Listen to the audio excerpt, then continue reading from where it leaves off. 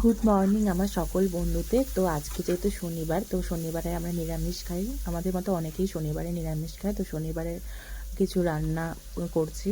তো ফার্স্টে হলো সিম ভাজা করেছিলাম, আর এখানে হলো লাউয়ের চোকলা আর আলু ভাজা। যেহেতু পেঁয়াজ দেওয়া যাবে না, তার জন্য এখানে কালো জিরা ফোড়ন দিয়ে ভাজাটা করছি। এই ভাজাটা খেতে আমার খুব ভালো লাগে। পেঁয়াজ ফোড়ন দিয়ে পেঁয়াজের গন্ধটা ওঠে, আরও ভালো লাগে। আর এখানে বিউলির ডালটা সেদ্ধ করে রেখেছি, যে এখনও গোটা গোটা আছে।